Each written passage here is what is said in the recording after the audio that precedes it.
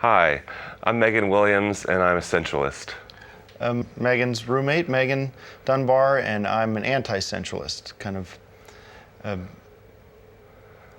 Some people would say opposites attract. More a bit like the Tony Randall play, The Odd Couple.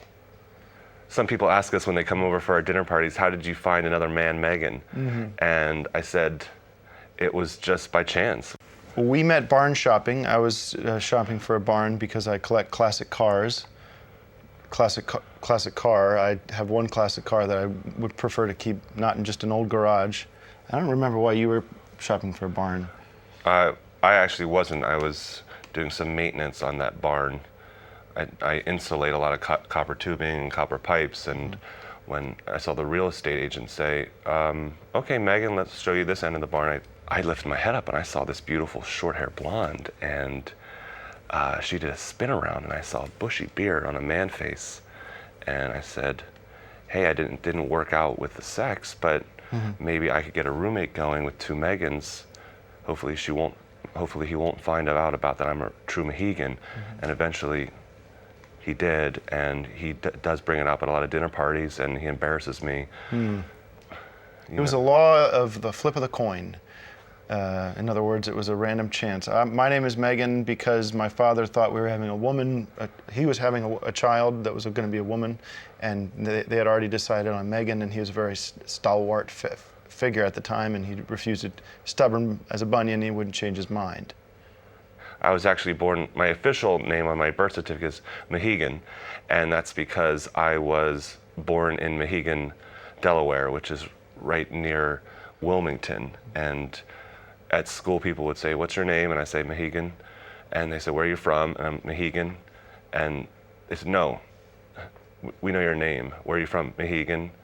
And I got beat up a lot because of that. And day in and day out of that, you could, come to your own conclusions, but I changed my name to Megan. And then I thought that was a more masculine name. How did that help with the slaps and the hitting?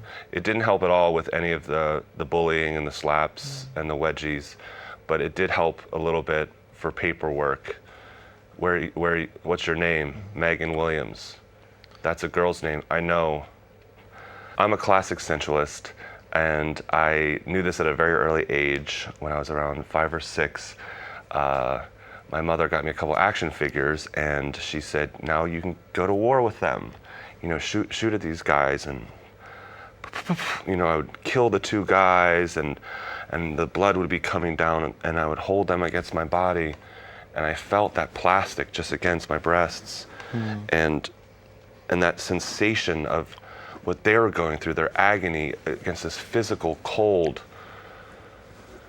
and it had just rushes through my head, and I just sobbed, and my mother came up to me and she said, Mehegan, what's wrong? Who won the war? And I said, it's not about war. No. It's about touch, and it's about this feeling I get, and it's about exploring. He's hypersensitive. Even when I tap, watch this, I'll tap him right on the wrist. Just so much. Look at this, watch this. Just so much. And he's probably coming in his pants. It causes a lot of problems. Sometimes I wear 3 or 4 boxer briefs when we go out because Megan will constantly fool with me. We're with our best friends, and I'll try to fix his hair or something, and he'll go nuts. I'll be up and I'll be giving a speech at my friend's wedding, and it's a very important moment to me, and Megan will sneak up behind me and I'll be like, you guys are so perfect for each other. I wish you the best of luck. And Megan will come touch me, and I'll explode right in my pants. Or maybe he'll have some food in his beard, and I'll try to get it out, and then he'll come. And I don't even want to have that kind of relationship with him. I want to have just a platonic friendship relationship, but whenever I touch him, he comes. After the action figure scenario, I noticed that my senses were heightened. And one day my mom was making brownies, and I walked over to the kitchen and I pulled on that oven door, and I took a big whiff of the odor and the warmth of those brownies. You can imagine how that smells. And I started rubbing myself against that door just to feel the warmth and the chocolate kind of entering in, and it was rocking back and forth. And I noticed my neighbors looking in, right, and noticing a boy doing this, and I turned to look at them and I said, this is who I am. I'm a sensualist. I'm exploring all parts of my body, and I'm inhaling the brownie, and my mom's watching, and it's like a beautiful symphony of families watching a young boy experiencing an oven for the first time. Well, I unfortunately, on the other hand, suffer from dendiosis, which is the lack of feeling in my skin and my nose and my mouth and my tongue. Here's an example of how I meet someone being a sensualist. Hi, how are you? I'm Megan. And then he's into this. Right, so. And I just take him in. He enjoys it. He enjoys my smell, and I haven't even showered for a while.